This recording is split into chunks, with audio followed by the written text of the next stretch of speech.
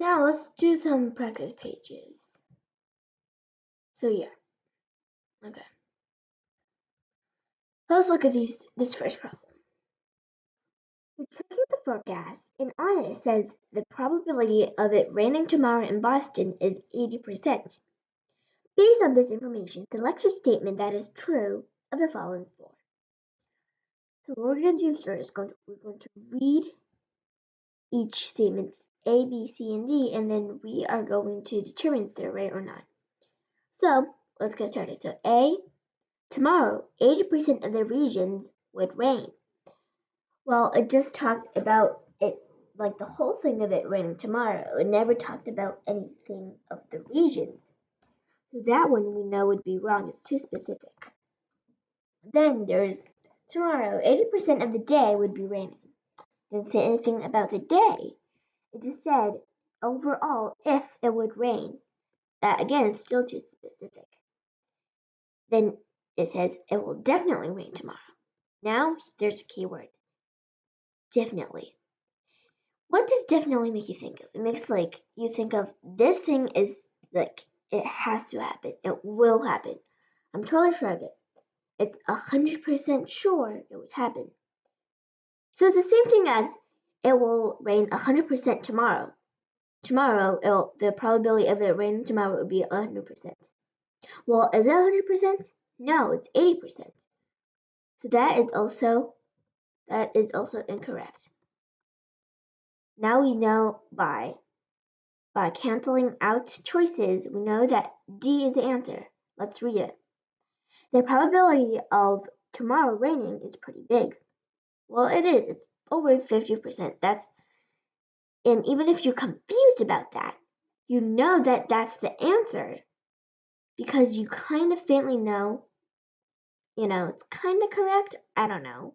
But the other ones, you're sure they're incorrect. So this one is the answer. The answer is D. The probability of tomorrow raining is pretty big. There's a second problem right here. It says that a little wooden cube has the following numbers carved on each side of it. 2, 3, 5, 6, 7, and 9. Alexandra and Alexander, Alex.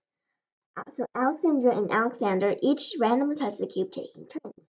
When Alexandra tosses the cube and an even number is facing up, she earns 1 point. When Alexander tosses the cube and an odd number is facing up, he earns 1 point. If each child tosses 100 times, the probability of Alexander getting the higher amount of points is more likely. So what's the key point here? The key point is Alexandra getting 1 point at an even number and Alexander getting a point at an odd number. But is this fair? Like how much odd numbers are there from the group and how much even numbers are there? Let's see how much even numbers are there first. Even numbers. There's 1 and 2. There's just that much. 1 and 2, 2 numbers. And then odd, there is 1, 2, 3, 4. So if one of them just randomly takes one out of it, so it would be more likely for them to get a odd number since it takes up more of these numbers. It has 4/6 of the chance, or 2/3. 2/3 of the chance it would be a odd number. It will be more likely for each of them to get 2/3 of that, which is a odd number. So Alexander would be the one that has a higher chance of getting a higher amount of points.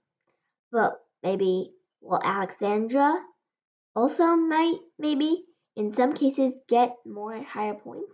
Yeah, it's just that Alexander has a higher chance of getting those points.